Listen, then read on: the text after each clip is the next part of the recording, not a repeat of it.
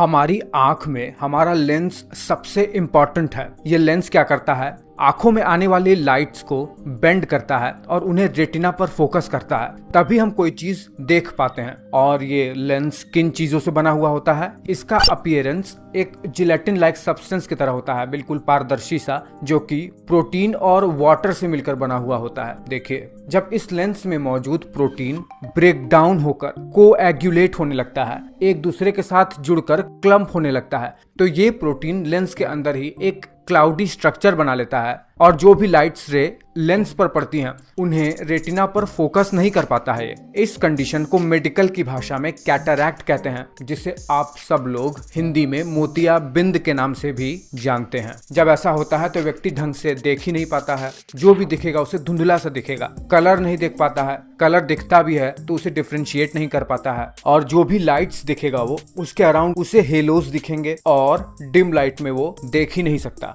देखिए, ये होता कैसे है, किन कारणों से किसी व्यक्ति को कैटरैक्ट हो जाता है। सबसे इम्पॉर्टेंट है ये कि ये ओल्डर एज के लोगों को ज्यादा होता है। अगर कोई व्यक्ति 50-60 साल के ऊपर हो और 80 साल का ऊपर हो, तब तो वेस्टर्न कंट्री में तो ज्यादातर यही देखा गया है कि 80 साल के ऊपर लोगों को अधिकतम कैटरैक्ट होता है। इसका मूल कारण है ageing, genetics, ultra violet rays, metabolism में गड़बड़ी हो जाना, जैसे कार्बोहाइड्रेट के मेटाबॉलिज्म और प्रोटीन के मेटाबॉलिज्म में किसी तरीके की दिक्कत होना। इन सब चीजों से किसी व्यक्ति को कैटरैक्ट हो सकते हैं। ये कितने प्रकार के होते हैं? सबसे पहले तो होता है ये न्यूक्लियर कैटरैक्ट, जिसमें क्लाउडी क्लम्प्स बनते हैं लेंस के बिल्कुल बीचों बीच। एक होता है कॉर्टिकल कैटरैक्ट, जो कि लेंस के अराउंड चारों तरफ क्लाउडी क्लम्प बन जाते हैं प्रोटीन के। एक होता है पोस्टीरियर सब कैप्सुलर, जिसमें लेंस के पीछे की तरफ क्लाउडी प्रोटीन का क्लम्प बनता है, जिसके वजह से व्यक्ति को कैटरैक्ट होता है, यानी मोतियाबिंद होता है। एक होता है कॉन्जेनाइटल कैटरैक्ट, जिसमें व्यक्ति जब पैदा ही हुआ रहता है तो व्यक्ति में कैटरैक्ट पहले से ही मौजूद रहता है या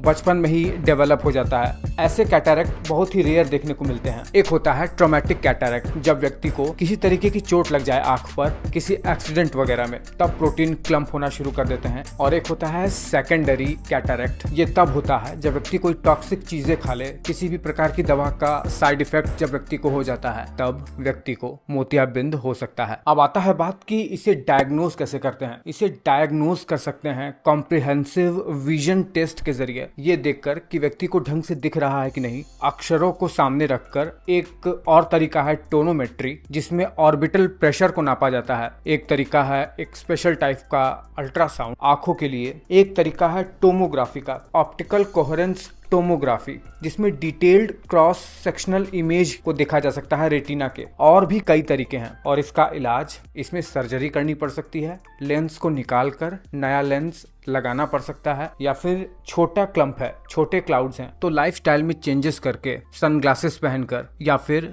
स्ट्रॉन्गर लाइट के प्रेजेंस में किसी चीज को पढ़ना या देखना, इससे मैनेज किया जा सकता है।